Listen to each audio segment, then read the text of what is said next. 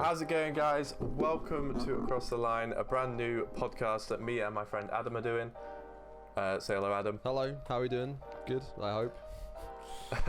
So this is going to be a brand new channel where we're going to be uploading all sorts of things, whether that like all stuff F1 related, basically. We could even do some F1 23 content in the off season, but we wanted to bring a brand new podcast to the scene where we just express our views on the topic, because we're both quite passionate about the sport.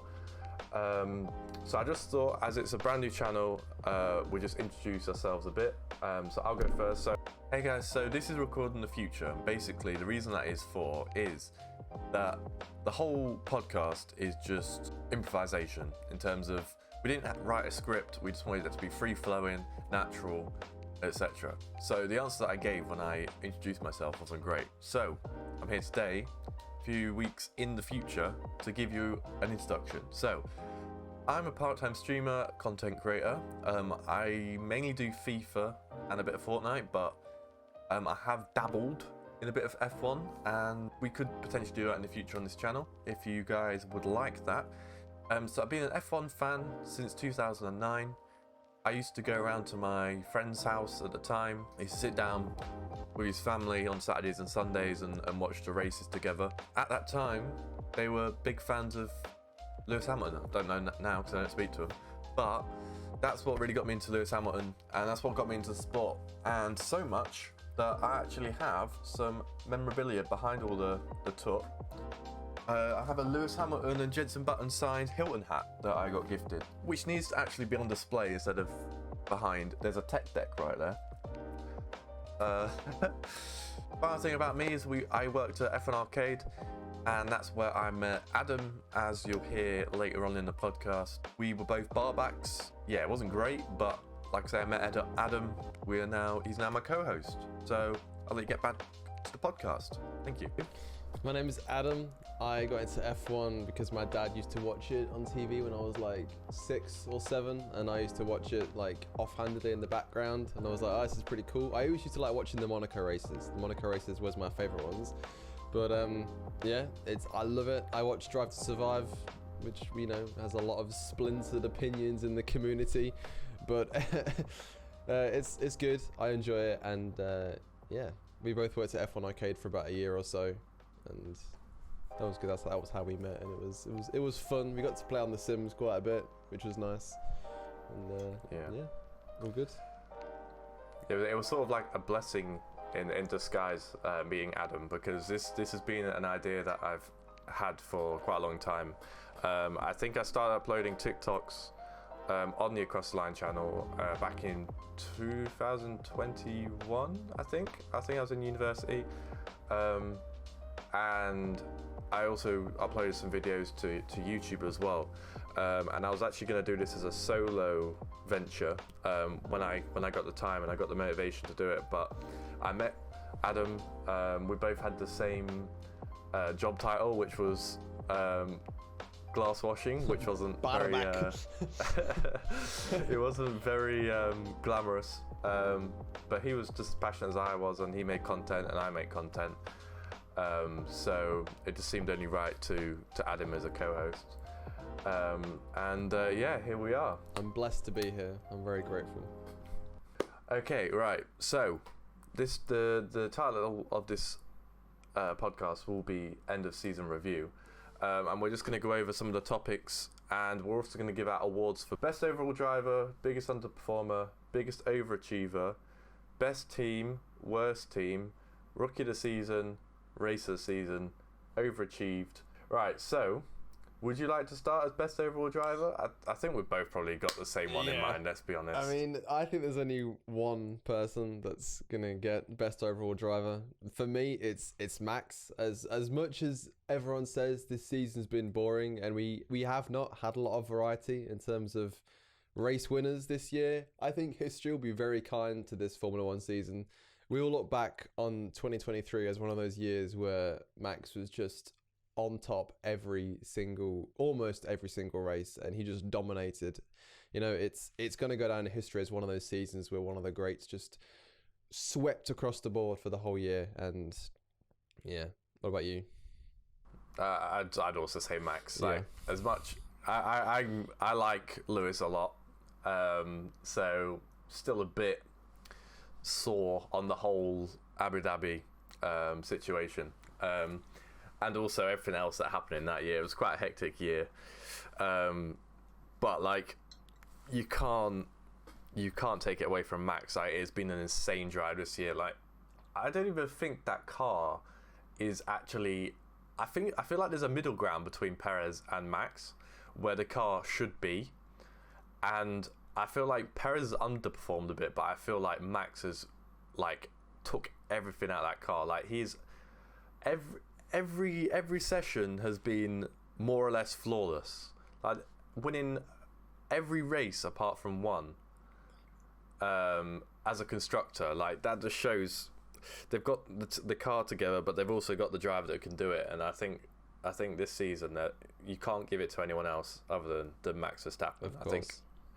I think you'd have to be very narrow-minded to think of anyone else. I mean, he literally beat his teammate in the exact same car by double his points. Like, just let that sink in for a second. That is crazy. Wild stuff. I think like, that Max could have even got 21 wins this year if the cancelled races, China and Imola, had both gone ahead. There's no reason to believe why he wouldn't have won those as well, which would have been... Well, it's already been a historic season. Those two races, if he'd won those as well, would have been absolutely insane. To win 20 plus races would have been wild. Yeah, no, it's just a flawless season for him, and I hope it doesn't happen again next year, because I just like to see some other people like winning. It's a bit draining watching him win over and over again. I kind of get why people that aren't fans of Mercedes hated that era of Lewis winning, but. Yeah, it's just not. I just don't I hear the bloody enjoy Dutch it for the sport, really. In my sleep now. It's oh, I used to work at McDonald's and I used to hear the beeps in my sleep. Now it's replaced with the Dutch national anthem. Oh dear. All right. So, biggest underperformer. Now, I think the biggest underperformer, personally. Now, you could take this at loads of different ways, but the standout one for me is Lance Stroll. Like, at the start of the 23 season, Aston Martin hit the ground running with their car. Like, they were the only ones up near Red Bull challenging. The only car getting near Max at all was Alonso in that Aston Martin. But whilst he was up there, like, battling away, you had Lance Stroll, who was, I don't even know, he was just off in the distance somewhere. Now, there's controversy that there's talks of him not having a drive after next year, endurance racing, I think they said, because I know Aston Martin is in the endurance racing, so I think maybe there might be a switch, not too sure. But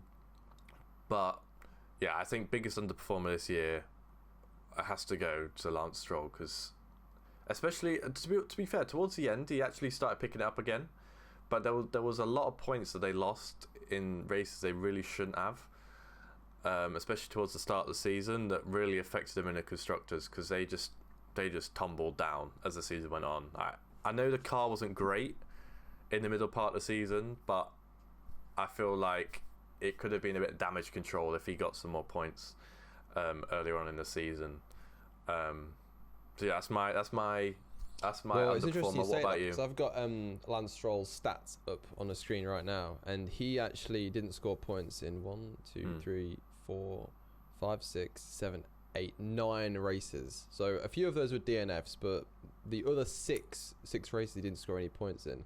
His highest finish was 4th in Australia, but don't forget that race was crazy with red flags. And then he actually scored his back-to-back second best results in Brazil and Las Vegas with 5th.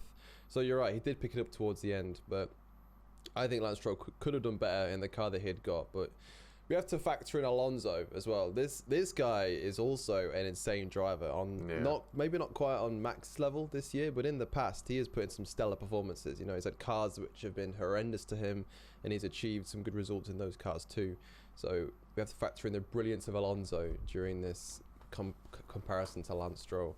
But as my underachiever, I've put Perez, because that guy's been woeful this year, and it's not just like we don't know how much the car Max has just extracted out. You know, like you said, it could have been, you know, we don't know how good the car actually is when we're comparing Max and Perez, but the fact that this man has not achieved Q3 in a good number of races is absolutely wild, and some of the racecraft this guy's shown has been god awful. At his home race, he tries to send it around the outside of, who was it in first and second? It was Max and Leclerc, was it? Who were P1 and P2? Yeah. And just ruins his race in the first corner. And in a race where he's under pressure from Daniel Ricciardo, who out-qualified in that race as well. You know, he had to show some calmness, composure, and he just binned it off.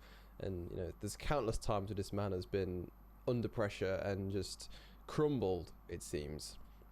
Yeah. He has won a few races. He won 2 this year. He won in Jeddah and then Baku. But we have heard comments from Max saying that during the Miami race, he seemed to get his, you know, balance with the car right and excelled from there. And Red Bull might have started to cater the car in direction of Max from that point onwards. But even some of the results that we've seen since then, since that win, he's been on the podium 6 times. Only 6 times since the 4th race of the season he's been on the podium, which compared to Max, who's been on the podium every race apart from Singapore, was it? Is that? Mm-hmm. That is wild. I don't think he's not extracted anything from the car that he's been given. And I've heard rumours on Twitter, not a very reliable source, pretty much just a trust me bro source, but I've heard rumours on Twitter that there's a line in Ricciardo's contract that if Perez underperforms at the start of next year, they will be able to switch them out as early as the first 10 races. So that was actually what I was gonna that's what I was gonna say in when we were preparing for this podcast, but we said we'll leave it. Yeah, there you go. Yeah, no, I saw that, and that like Liam Lawson will probably step in for AlphaTauri if that's the case. But yeah, no, the reason I didn't put Perez was because although he had an absolutely shambolic season, he still ended up clutching up second place. He did. So he did. He was never going to get first. He sort of was just. He had to fight. I mean, he nearly lost it. Oh. There was a couple of like races like Qatar where Hamilton went out in the first corner. If he would have lasted and done that race, then it would have put more pressure, and maybe it could have been a bit different. But Lewis didn't get there in the end, and that's why I think, although he's had an absolute stinker of a season, he was always going to be second. True.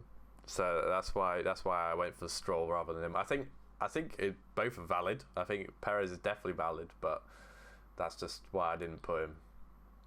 We also can't forget that Lewis Hamilton also got disqualified from Austin as well, from second place in a race where Perez would have finished 5th. So you factor in results like that, and it would have been a lot closer than it ended up being. Yeah, I actually forgot about Austin. I was thinking, like, when we were talking beforehand, like, what happened in Austin? Because Austin was in my brain, but I couldn't remember why. But yeah, that was the reason. I remember now. Yeah, it was the plank, wasn't it, at the bottom of the car? Him and Leclerc got disqualified for it. Yeah, no, yeah. Oh dear. Big oof. Right, so next on the list we have best team.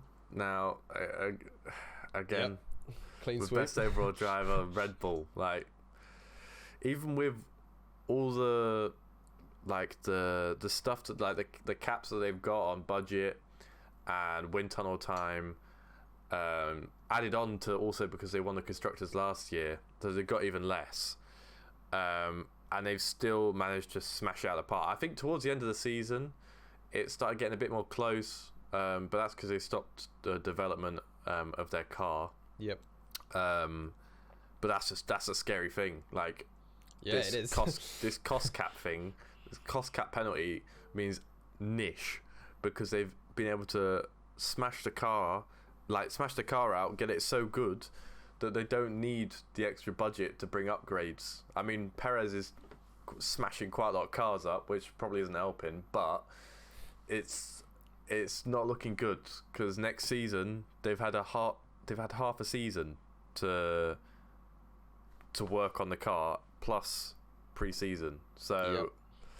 I've got a feeling that another monster is about to be born. This season, they've just been incredible. They've been flawless, and you can't really take it away from them.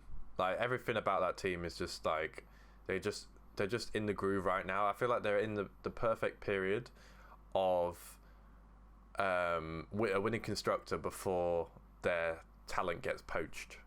Of course. I feel like in a few years if they carry on doing it, they'll sort of plateau, and then I feel like the staff will go to different teams. They'll get paid a lot more money, and then that's maybe when we'll see a transition period. But for right now, they're just in their stride, getting everything right, getting the results, even the pit stops. They always get the fastest pit stop of the year.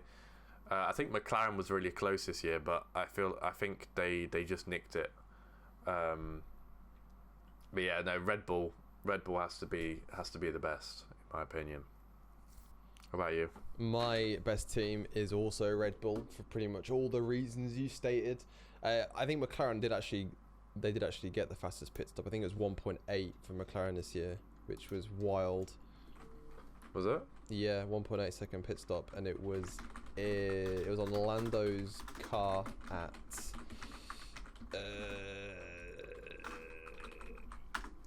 I can't find out what race it's in. No. It's here. Red Bull secured their fastest pit stop title in a row. Oh, no, that's 2022. Oh. McLaren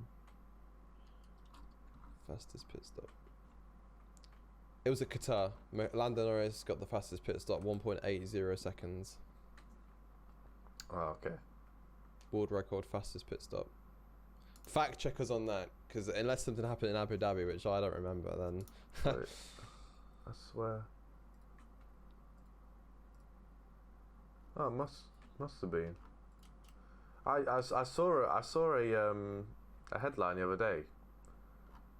I think Sky Sports DHL fastest pit stop award 2023, but it has the 2022 stats. So maybe it was just clickbait.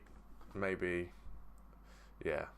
I think it probably was. Well, since Qatar, there's not been a faster one, so I'd assume that McLaren got it. Well, maybe McLaren got it, but McLaren have also been very good. They have. I mean, we can't take it away from them.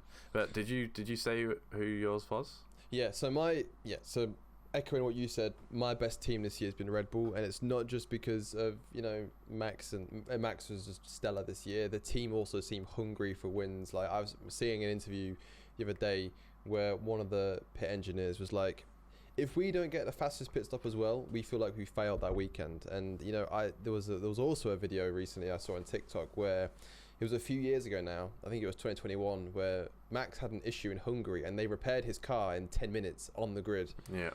I was like, that's absolutely wild. It's that kind of attitude that Red Bull bring to every race, and they've got a stellar team principle. I think Christian Horner would do anything to win in F1. Like, he, it's wild stuff. That man is. I would have him as my team principal if I were to own an F1 team. Christian Horner, what a guy. And then they've also got Adrian Newey designing the car. Like, it's always going to be a stellar chassis with that guy and at the wheel. Didn't he create the regs for this? I feel like he created the regs for this year, right? This era car. Who created the regulations for F1? When was the new era? Is it like 2022? Yeah.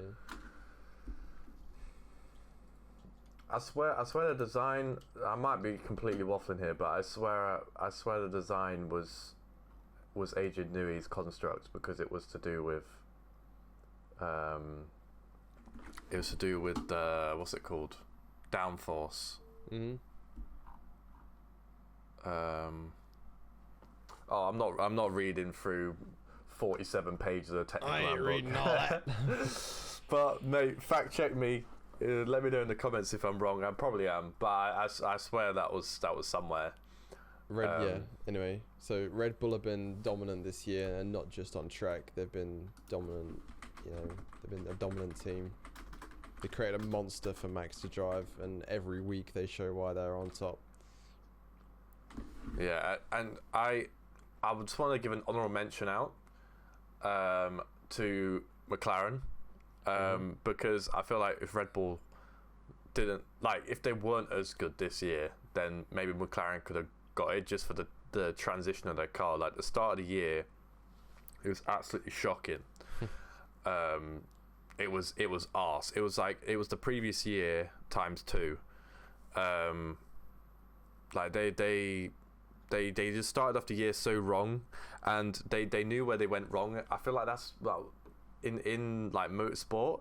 I feel like if you have that, it's almost just as bad as not knowing what's wrong, because you've just spent so much money trying to develop the car to realize that you've developed it wrong, and then you've just got to sit there patiently whilst your engineers back at your factory recreate the design, but mid-season. So I think it was how many rounds in? It must have been about. Yeah, so it was Bahrain. They finished. Piastri didn't finish. Norris got 17th. Jeddah, Piastri got 15th. Norris got 17th. Australia, they got 6th and 8th. But there was the red flag catastrophe there, like 2 red flags in a row. Baku, they got 9th and 11th. Miami, they went back to 17th and 19th. And it wasn't until about Austria, which Norris got 4th and Piastri got 16th. And then from Silverstone onwards, they were stellar. So Austria's 1, 2, 3, 4, 5.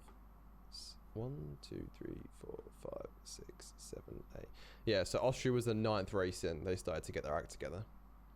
Yeah. So, but since then, like, I think Norris has been really unlucky to not win a race this season. Because Max has been so good, right? Yeah. Didn't Piastri? I can't remember. Yeah, Piastri won the sprint race won a in sprint, Qatar. didn't he? Yeah. Which was it? Qatar. Qatar, yeah, that was the one, and he got 2nd in the sprint race in Spa, I think, as well. Yeah, no, he was so good. What as a buy! As a rookie. Well, he's another contender for best overall driver, because to come out as a rookie, like, there's so many people that have come into the sport and left. You've had Mazepin, but that was obviously the Russia incident. Yeah. Mick Schumacher, Logan Sargent, trying to think off the top of my head, Nick De Vries. Yeah. Latifi. Yeah, I'm just trying to think of Giovinazzi. Yep. Who else? There's been loads of rookies that have come in and they've not done well and then shortly left after. But for Piastri to like just hit the ground running, I think, like, and they also said that he's like every formula that he's been in is basically like he's done it identical to how Lewis did, like way back when. Mm-hmm. And he was the only person since Lewis Hamilton to win a race in his rookie season. So maybe we've got another superstar on our on the horizon. Does Qatar count as a win though? I wouldn't count that as a real win. I mean, it's a sprint race win, but but like that's just what people are saying. Like I think he's been great. But we have to remember that I don't think anyone for a long time will come close to the rookie season that Lewis Hamilton had. That because he stepped into a race-winning car in 2007 and then lost the championship by 1 point to our boy Kimi Räikkönen. So had Piastri been in a similar position, he could have done just as good, because some of these results he pulled out here are wild. You know, he's had I think he had one podium this year. He got robbed of another one in Silverstone because of a safety car, didn't he? Mm-hmm. He got fourth that race. But no, this guy's been insane, and it shows some great business from McLaren to get him in, and some absolute fumbling of the bag from Alpine to lose the guy. That was like a soap opera, that whole thing. It was. It became a meme, didn't it? Like the tweet that he made. Oh dear. Yeah, what a guy. I think he was in my group for biggest overachiever, because coming into F1 as a rookie, like you said, it's not easy, and to be able to hit the ground running like he has been wild. Yeah, no, 100%. I've just realised we probably spoke about all the topics, but with just that category. Yeah, I guess so. Rookie of the season, overachieved. He is my rookie of the season. I've got a few other shout-outs for best overachiever. Yeah. So I've got Alex Albon in my list of overachievers. I don't know how much he compares to Sargent in terms of overachieving, because Logan Sargent scored 3 points, didn't he, this year, and Albon scored 27. I'm just going to fact check this. No, I think Sargent, didn't he only score 1? I know he scored at least 1. I think he just scored 1. Yeah, he did. Yeah, you're right. Sargent scored 1. Who scored 3? Was it the US GP that he scored? Yeah, it was because all the disqualifications. Yeah, wasn't it? that's because of the disqualifications. And Albon scored 27 points. Yeah. So yeah. Albon is a solid driver. Do you know what? There's one thing I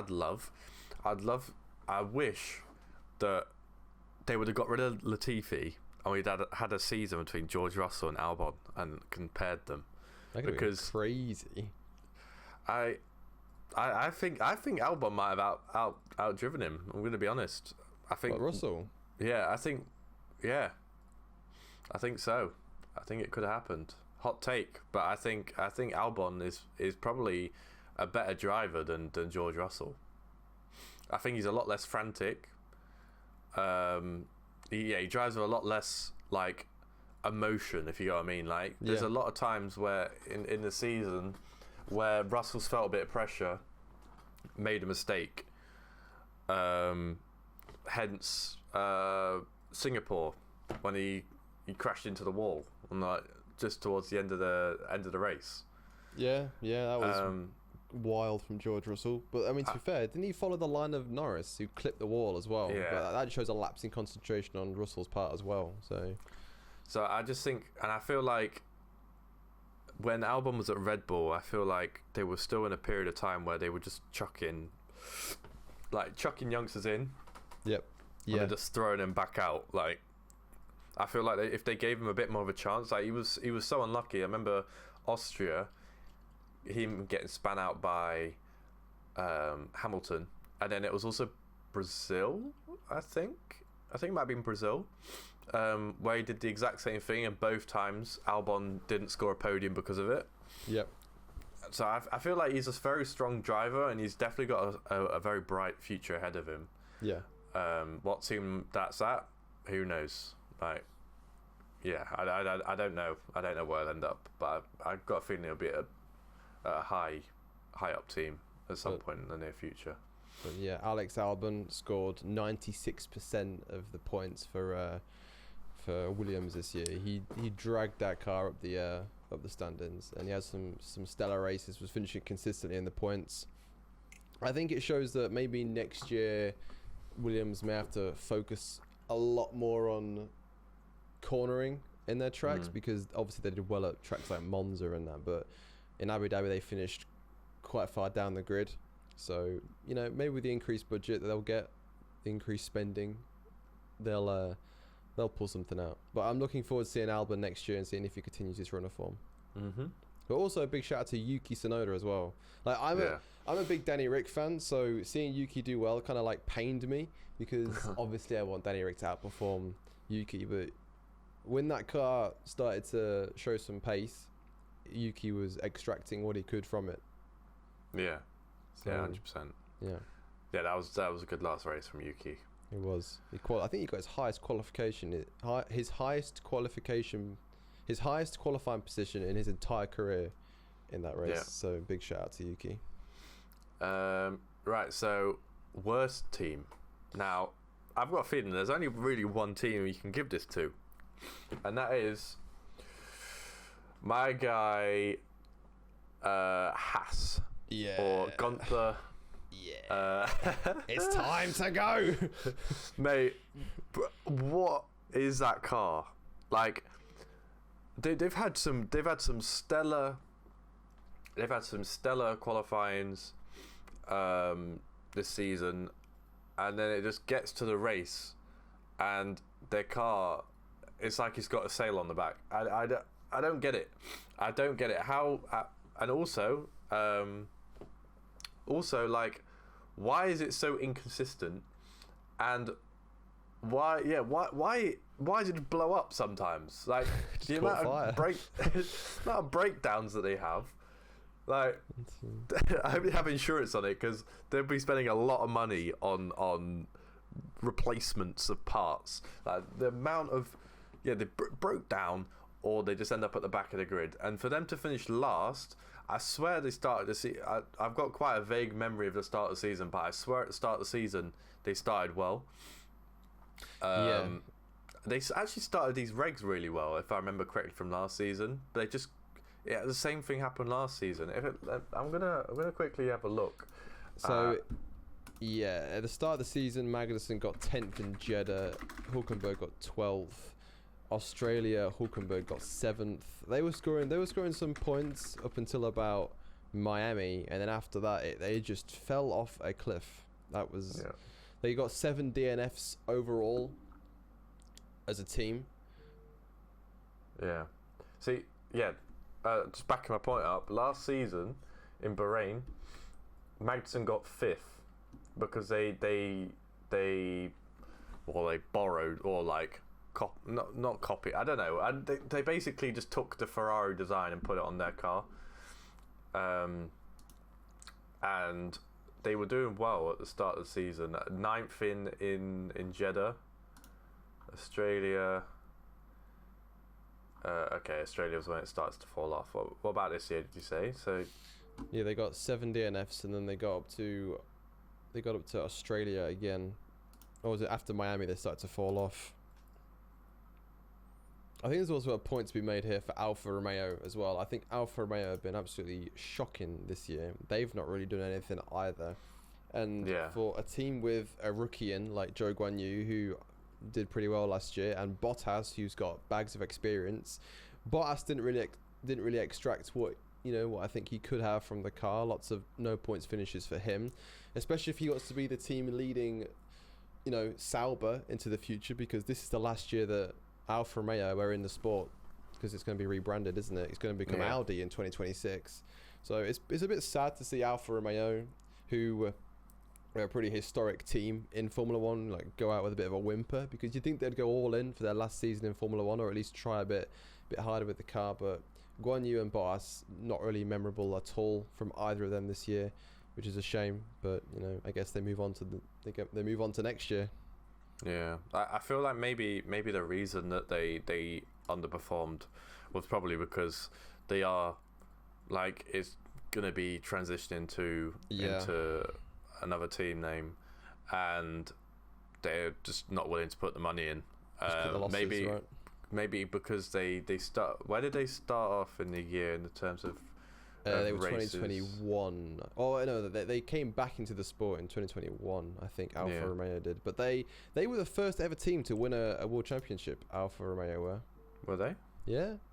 Damn, I would have thought it would have been like Ferrari. Let me have a look. I'm just gonna double check that, because they then rebranded to. Let me have a look. Alfa Romeo Championship.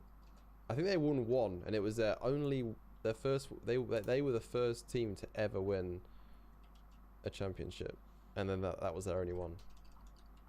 That's crazy. Let me have a look. Let me just double check this.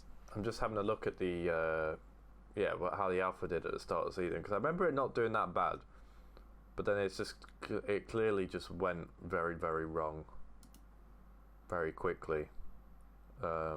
And then I'm guessing probably after that point, they probably just went, it's probably not working. Let's just make sure that we just have a bit of financial control over how much we're spending. Okay, so they have not won any constructors championships, but they've won 2 drivers championships in 1950 and 1951. So they were the first team to win a drivers championship ever, 2 years running. So Damn. yeah, and then they became Sauber, didn't they? And BMW Sauber in 2006, and then yeah. So we'll see what the future holds for Sauber / Alfa Romeo, and hopefully they can push on, I guess, and do better than they did this year, because it's pretty forgettable from Alfa Romeo this season, unfortunately. Yeah, 100%. Right. Race of season. Right, my race of season is a controversial one, and it's controversial because I didn't think I'd be talking about this, to be fair, but my favourite race of season was the Upside Down Pig, Vegas. Viva Las Vegas. I'm going to be honest, I didn't watch any of the practice sessions. I woke up and was half asleep for the quali. And the race, I was just like, I actually stayed up all night. I just stayed awake and then watched it and then went to bed. That race, when I thought about it, when I came into the weekend, you just hearing all the there was positive press, but it felt very forced. Yeah. Like it didn't feel. It just felt like everyone was being really like vague about it, and it just looked very. Everyone was like complaining about the opaque windows, and they're complaining about just everything. All the even the residents were complaining, and I mean qualifying, I would not be blaming them at all, because 4 o'clock in the morning, F1 race cars just zooming across past your house.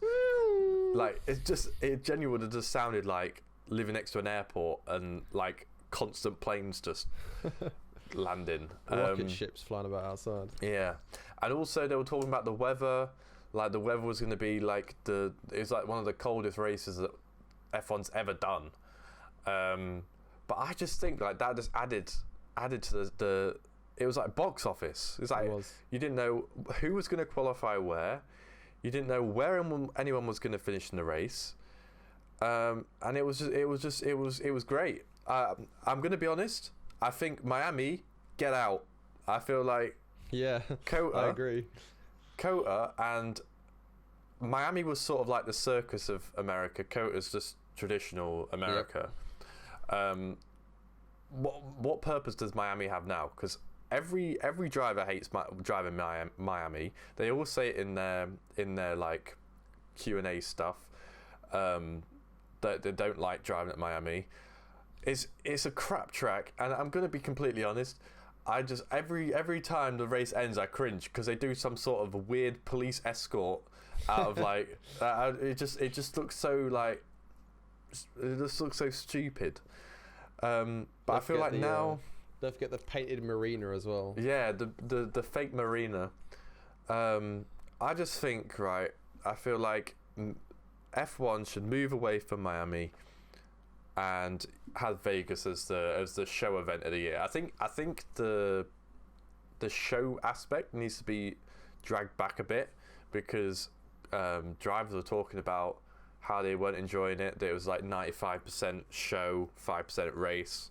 So and they were doing Hunger Games podiums. Yeah, I was going to say that. They were doing Hunger Games podiums for an F1 race. It wasn't really needed, but it's Vegas, isn't it?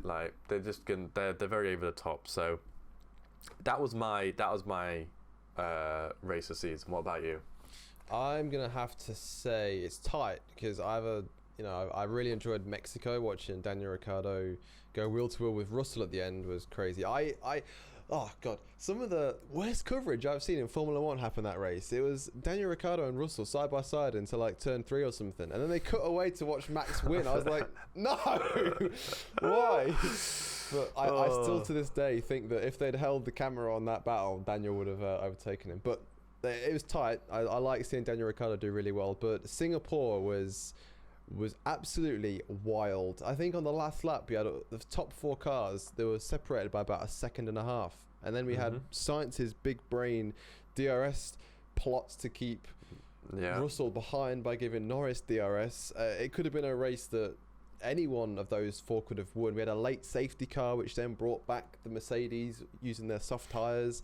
We had, I mean, I'm not saying it's just because Max didn't win, but it was genuinely chaotic. I think even if we'd had a Red Bull in that top 4, it still would have been race of the season for me. It was crazy. That race was on my birthday weekend as well, so it was a good nice birthday present. Yeah. I think I watched this with one of my friends in real life. It's like one of the only races I've watched with someone this year, and it was a stellar race. We were cheering. We were like, whoa, when Russell went off on the last corner. It was crazy stuff. And then through, I think Russell was like tearing up, wasn't he, in his post-race interview? I mean, you understand why, because he'd thrown away the chance to win the race. But no, I think Russell will learn from that moving forward. And I think seeing Russell go off, it was like they had the camera on the back of Sainz's car, and you just saw him carry straight on. It was like he just threw it away on the last lap. It was crazy drama.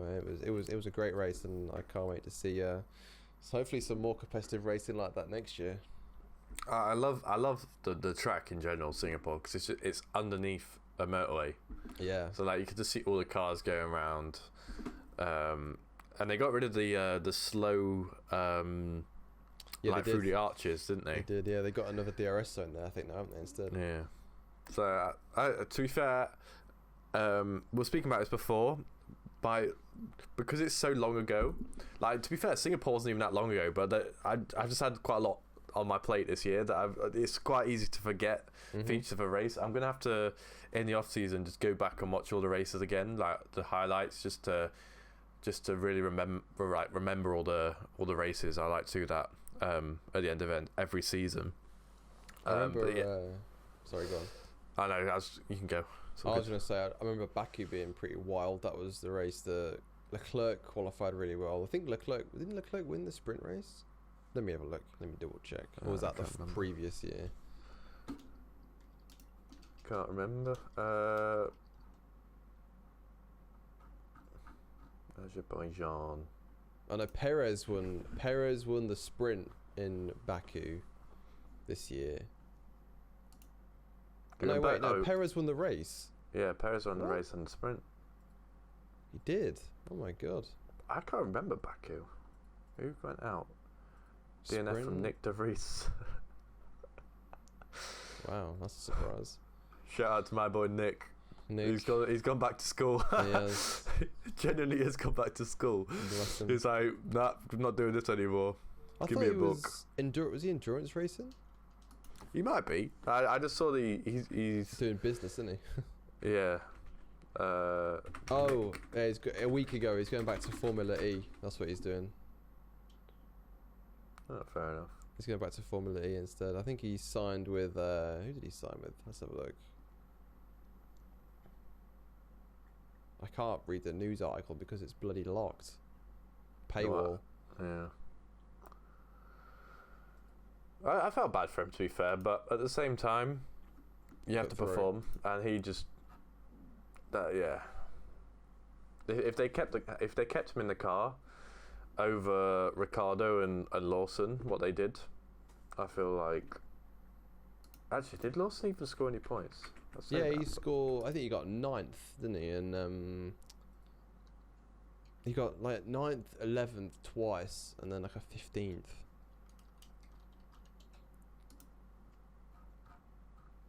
Yeah, how many points did he score? 2, I think he did. Yeah, 2. Yeah, Ricciardo scored 6, and then Yuki scored 17. I feel really bad for Daniel because he had a solid race pace for Brazil, but then he got hit by a bloody flying tyre, which I don't think anyone could have predicted. I can't lie, I had him in a little bet that I had on. Yeah. And I can't remember who it was, but there was. It had like loads of the people that were involved in that crash. I think it was like Albon. Yeah. I had to finish in the points. Ricciardo to finish in the points. Is it Piastri? Piastri ended up Yeah, retiring, didn't he? Piastri was a lap down as well because of the safety car.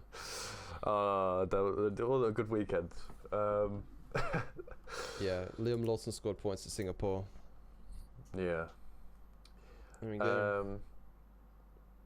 Right. Well, I was going to say all drivers are the same as next year, which is actually the first time I think in the whole sport that the ending grid is going to be the same as the starting grid for the next season. Because normally we have silly season in the summer, but you also have the winter where people change who they've got as their driver lineups. Yeah. And one person that I'm surprised survived was Logan Sargent. I agree. I thought Logan Sargent would be thrown out because there's people like Frederick Vesti who he came second in the end in F2. I didn't actually watch the final race, but I was quite intrigued by that championship. Théo Pourchaire finally won the F2 championship after I think he was in the F2 for like 3 years. God damn. So I'm guessing that he'll now be a reserve driver. Yeah, Théo Pourchaire won. Frederick Vesti was 9 points behind. But obviously Vesti's a Mercedes academy driver, and obviously Williams is integrated within Mercedes, so I thought maybe Sargent would get thrown out and then they'd bring Vesti in. But maybe they're just giving him a few more races, a lot of simulator time maybe over the winter, trying to get him ready and confident, and then giving him a few more goes. Maybe. A bit like how you said with Perez. There's like with the rumours that Perez has got a line in his contract. So maybe that's the case with Sargent. But yeah, I'm really surprised by that. But apart from that, I feel like everyone else has been somewhat deserving of their seat. Maybe. I think Lance Stroll could have been a toss-up between him and Felipe Drugovich, because Drugovich did really well in that practice session at Abu Dhabi. He got second place. Yeah, and yeah. Do you remember? Was it Brazil? Or was it Vegas? It's one of the ones near the end. It was Abu Dhabi, I think. Oh, yeah, correct. Where they accidentally put Felipe Drugovich on the wall instead of Stroll. Like there was like a picture of all the drivers, and for some reason Drugovich was there instead of Stroll. Drugovich is a Brazilian driver though, isn't he? So it makes sense for his home race. Yeah, maybe. Stroll, yeah, potentially not deserving. Who else? I think Haas, they need to get rid of one of them, and I think it should be Magnussen. Hulkenberg dragged that car into Q3 quite a lot, didn't he? Yeah, like, Hulkenberg, the car was awful, but like I feel like Hulkenberg did the best out of the two. Mm-hmm. I was surprised that they kept the same driver lineup, to be honest. I think Bottas and Guan Yu are going to be walking on thin ice as well if they continue in their form, because obviously the rebrand into Audi in 2026, there'll be a works team as well, so they'll probably want to bring in some. I think I've seen rumours on Sainz possibly moving away from Ferrari. I think he could be a good fit for Audi if they want to push on with a good driver who wants to develop a team moving forward and make it his own, like Lewis did. I saw Mick Schumacher in question for that seat, because obviously Audi's German. Yeah, of course. Bringing up Mick Schumacher, actually, he recently signed for Alpine's endurance team as well, so he's going to be getting some driving experience as well moving forward. So maybe that'll help his development. Yeah. I think Mick will be back in the sport soon. Yeah. Because he won F2. But was it his first season? I don't think it was. But he's a good driver. he was just also in the Haas, which, like we say, is just how many seasons was Schumacher in F2?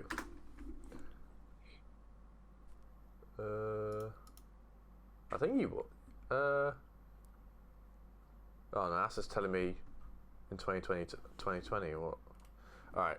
Yeah, Schumacher won F2 in 2020. Yeah, but I don't know how many years it was in F2.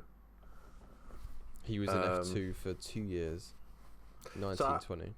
So I think there's a decent driver in him. Yep. Obviously, he's got a lot of pressure because of his dad. Yes. I know how big he was for the sport.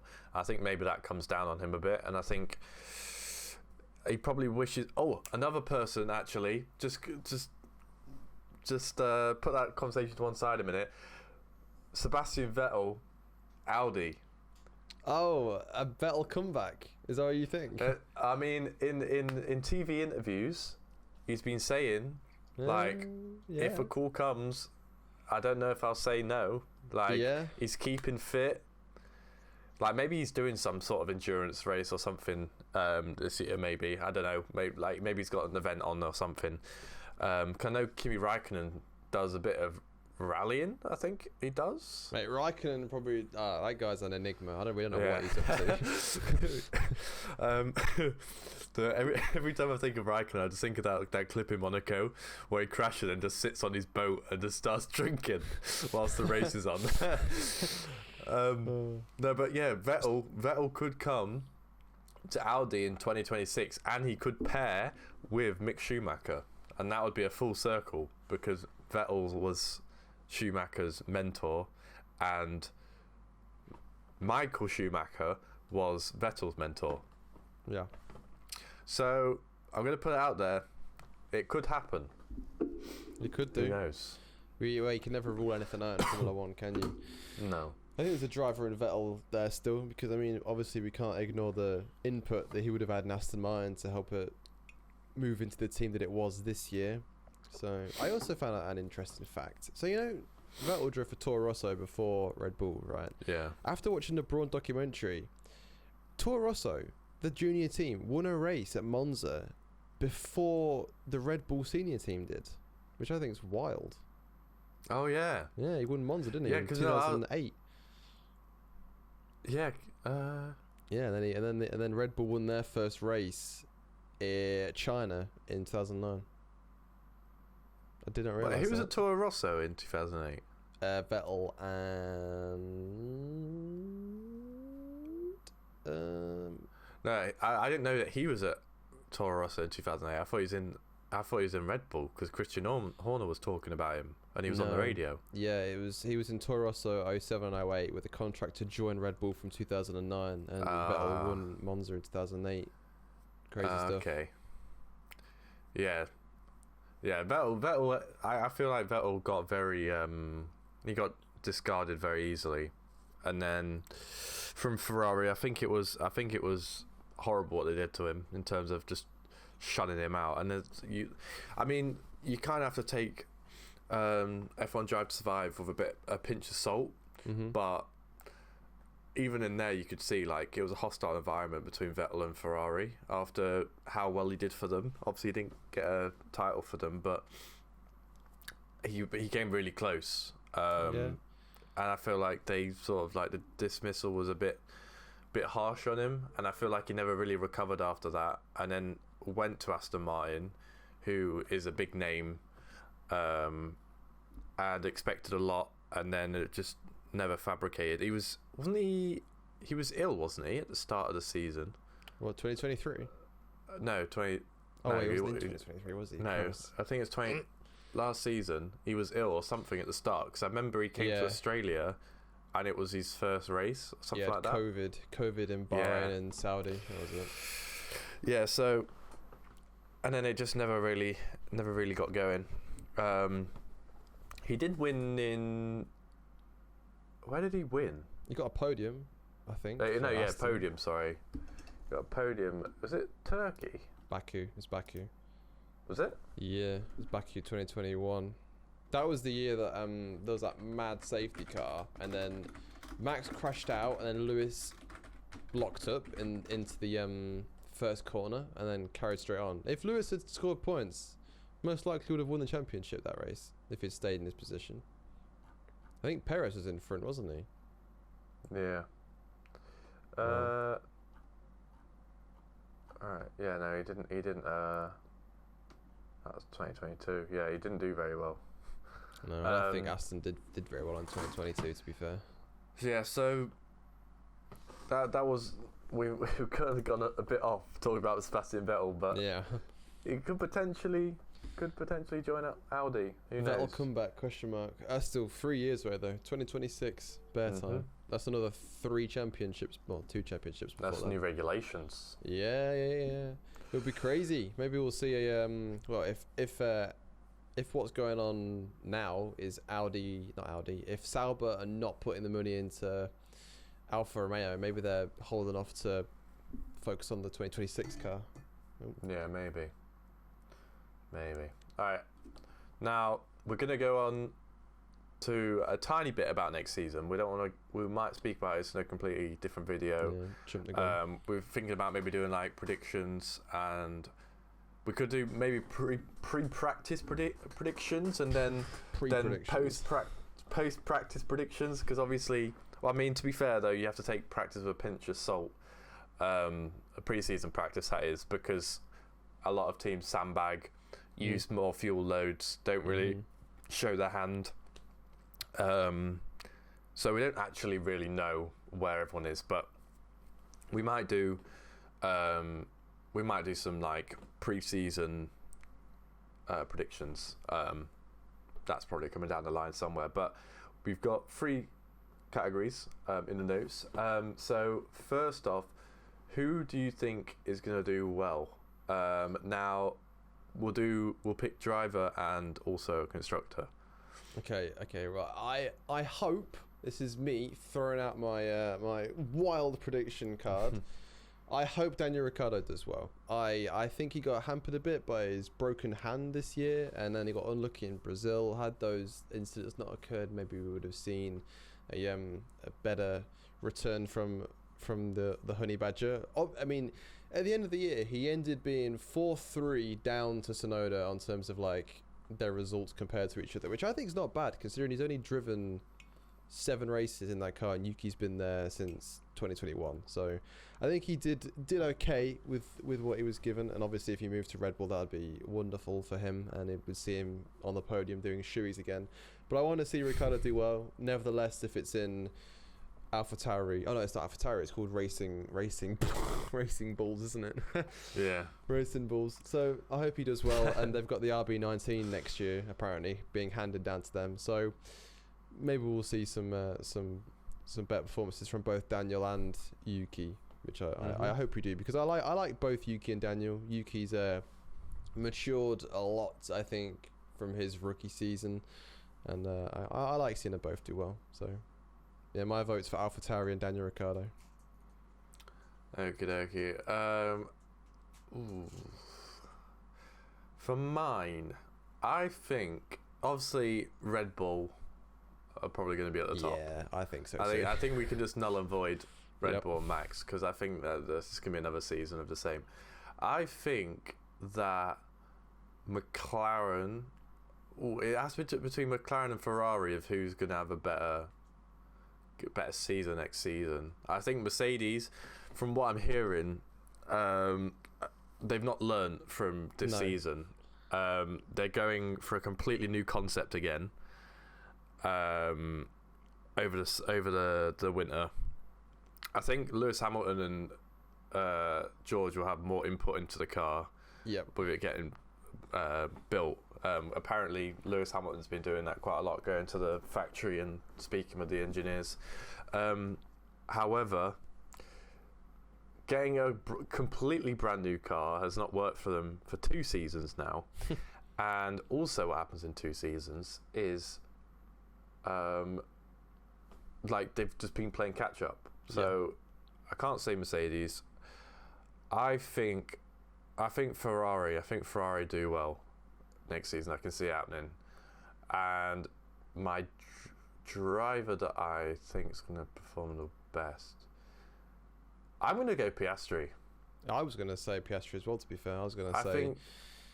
I think doing well in your break, like you're breaking in that car, breaking into sport. Sorry, and when you get into the sport, it's quite like there's quite a lot of pressure and stuff like that, and he just handled it so well, especially with the start of the season, how it went. Showed a level of maturity as well during the season, a team player and stuff like that. And then maybe that might change as he gets more and more competitive. Maybe we won't want to be Lando's like the second driver as much. But I feel like McLaren's quite fair with who they give priority to in races. But I feel like now he's had a season, maybe them like start the season nerves have calmed down a bit. I think he'll be in for a good season if McLaren get the car right as well, and they don't do what they did the previous 2 years as well as Mercedes. Then fingers crossed he does quite well in the championship. I don't know where he finished this year. Ninth. Ninth. Okay. Yes. Yeah, so he could definitely finish a lot better than ninth. So I feel like he'll do well, and I think Ferrari. I don't know. I just have a feeling about Ferrari next season. I feel like it's eventually got to start going their way. They're so unlucky. Obviously, Binotto has gone. Was that this season? Start the season? Did he start? That was last year. Was it? Yeah. Fred Vasseur. Well, Ferrari have got to do well because Leclerc's out of contract next year, and I have no doubt that he'll be looking for other races if Ferrari can't match his ambitions. So. Yeah, exactly. Oh yeah, he left on 31st December 2022. Okay. Yeah, so I feel like it's make or break.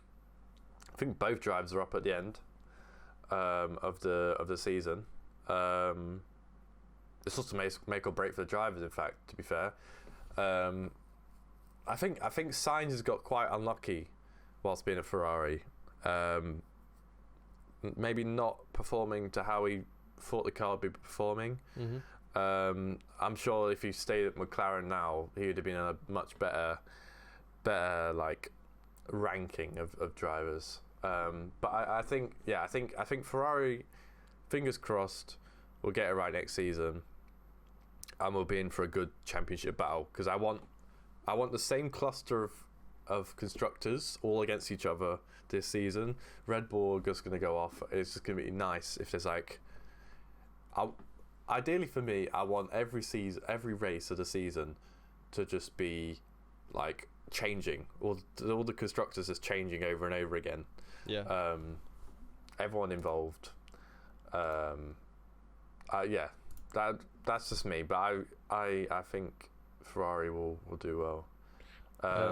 Well, I think Leclerc's shown that he has the talent to be a world champion, and if Ferrari get the car right next year, then hopefully they can take the fight to Red Bull. I mean, I don't think they'll be able to beat Red Bull, considering how advanced Red Bull is in their car design and the fact that they've got it right for the last 2 years, and you know they're most likely going to be better next year as well. But hopefully Ferrari can make some improvements, and we can see some battles for the lead. Fingers crossed. We just gotta hope. I don't pray on anyone's downfall, but I'm praying on Red Bull's downfall. just don't, like, you can go off and run off in the distance like later on in the season. Just make the start of the season a bit interesting, please. Yeah, because it's more of the same, innit? You get like, oh, well, this is happening for the next year. Like if I have to listen to the Dutch anthem another, how many races? 24 next season? Yeah. 24 times, including sprint races, like 50 times. I'm gonna just close my ears. Like, I'm just gonna go mentally insane. But yeah, who's going to underperform? I don't know. I think it's too hard to say based on this point. Maybe. Well, who do you think's going to underperform? Who could you predict?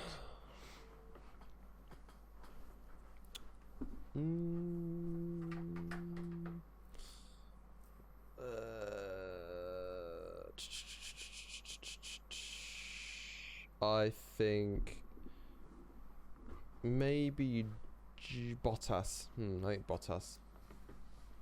Bottas. Mhm. What about constructor? Who do you think constructor wise? I think Alfa Romeo again. Yeah. Yeah. I feel like they could drop Yeah. down the with the Haas, the level of Haas, Maybe. the scum. Well, hopefully Haas improve. Maybe I think. Well, Haas showed great one lap pace, didn't they, in qualifying? So as long as they get the race pace okay, and they improve was it the tire deg they were struggling with this year? So as long as they fix that problem, then they'd be in the points. Yeah, it depends how much information Ferrari gives them as well. But I mean, the fact that they've finished rock bottom, they don't get that much more funding.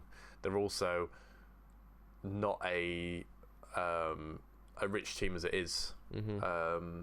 So I feel like they will struggle next season. For me, I think that underperforming. I feel like Perez is going to underperform next year. I think Switch out for Danny Rick. Ooh, I don't know though, because he could start out quite well. He does normally start seasons quite well, and if he does, then he might be in for another. He might have a decent season. Well, I heard he was on about how he can win the championship next year, and I was like, mate, you've just finished like 400 points down from your teammate. I would not be like throwing that shit out there quite yet. Yeah, but he's also second driver at Red Bull, so I feel like he does well at the start of the season, and then remembers like where he's ranked in the team, who he is. Yeah, You're not that guy, pal. You're not that guy. Yeah, you remember like, yeah. So I don't know about him.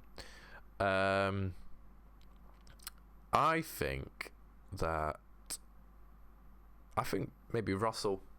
No, but he didn't really perform well this year, did he?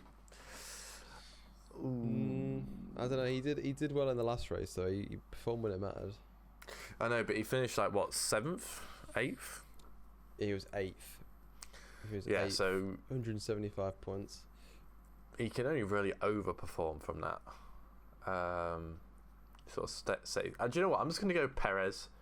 Yeah. Right. Safe. I'm just gonna safe bet Perez, and underperforming constructor. I'm gonna go with Aston. Okay. I think Aston might have a stinker again. We'll see. They might start the season well. Who knows? They might have got it right, but the end of the year they were just weak. Alpine's a shout actually as well. Alpine a bit of a mess. I forgot about Alpine. They're the behind the scenes, aren't they, at the moment? Yeah. So yeah, that'll actually be quite be interesting next season between Gasly and Ocon, because there seems to be some real frustration between. Oh yeah, the undercut thing that was going on in Abu Dhabi. My God. It was a few times this season where Gasly just got thrown in a ditch, and Ocon got treated well. Still outperformed him though. Gasly finished 4 points ahead of Ocon in the end. Yeah, I feel like Ocon's their golden boy. They want to. He'll be there like no matter what. Well, I to think be fair, loyalties. To be fair, Gasly coming in and doing better than him in his first year is going to upset Ocon. Yeah, and I'm not gonna lie. I don't really like Ocon. I feel like that guy is just too cocky. Bro was like, I'm gonna tell Haas I'm gonna dive bomb him, and then just didn't dive bomb him. just stayed behind. I think I was in Mexico. To be fair though, I think Ocon's been outperformed every year by his teammate, hasn't he? Oh no, I know. I said that wrong. Last year he did better than Alonso. Yeah. And then the year before that, Alonso outqualified him. No, not outperformed him. The year before that, Daniel Ricciardo outperformed him in Renault. So maybe Ocon's maybe not as good as he thinks he is.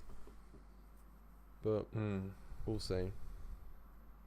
Alright, well, do you have any more notes?